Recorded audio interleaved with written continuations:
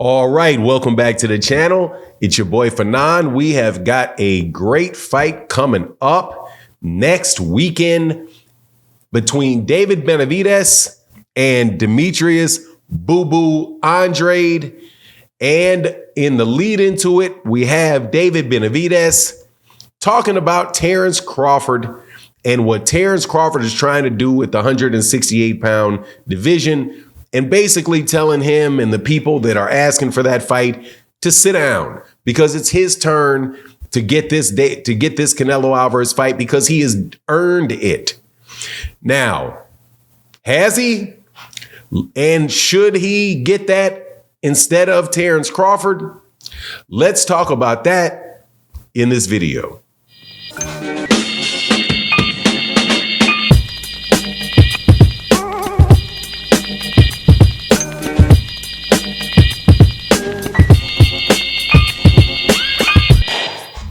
All right, welcome back to the channel. It's your boy Fanon. And in this video, we're going to be in the 168-pound division where David Benavidez is talking about Terence Crawford and Canelo Alvarez in the lead up to what may be the most difficult fight that he's had in his career against a exceptional challenger, former two-division champion, Demetrius Boo Boo Andrade.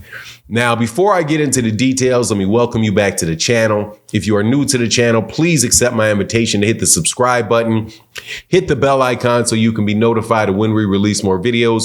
And if you're a longtime subscriber and supporter of the channel, super thank you for all of your support on the channel. Thank you for always coming by and chopping it up with me. There's all kind of people out there doing boxing videos, so it's a blessing that you would take your time to talk boxing with me or listen to what I have to say about boxing.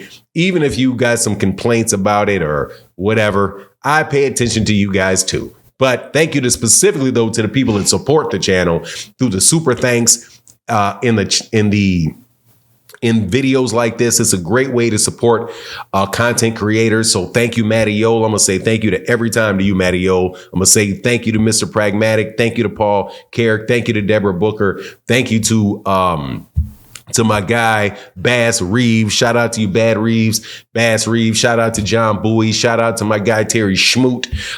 Kamal Oz, never going to forget you. Thank you, brother, for all your support in the past. But let's get into this because this is something that one of my subscribers and friends, Kamal Oz, would love to talk about. And that is this idea that Terence Crawford should move up to fight Canelo Alvarez for undisputed at 168 pounds. And what should happen is if David Benavidez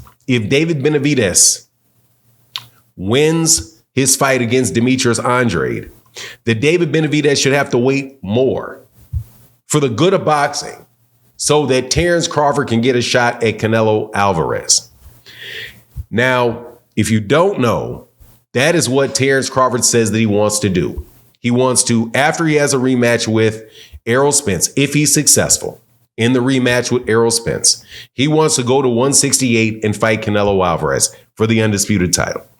Canelo himself has been poured water on it and said, man, there's nothing in it for me. If I beat him, he's just a little guy. You know, the usual stuff that comes with a smaller guy calling out a bigger guy. Right? Just dismisses him. Similar to the way Terence Crawford dismissed Gary Russell Jr.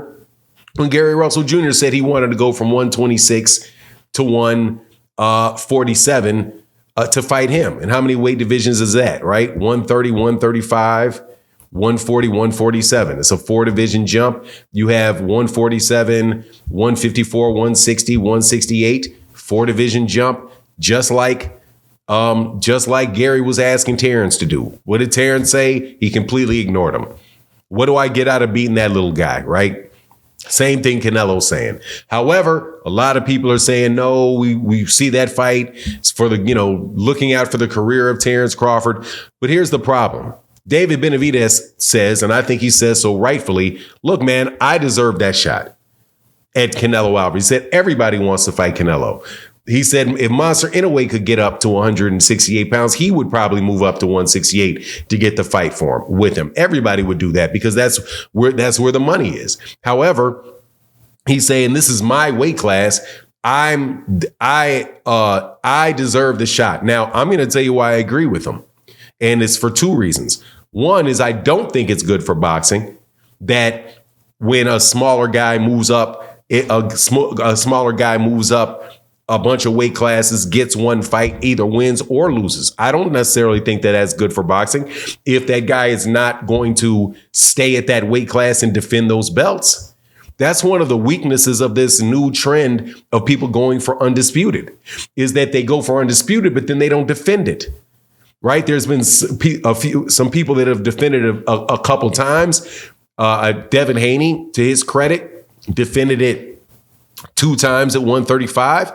You had Josh Taylor, who defended it a couple. I think maybe he defended it a couple times at 140.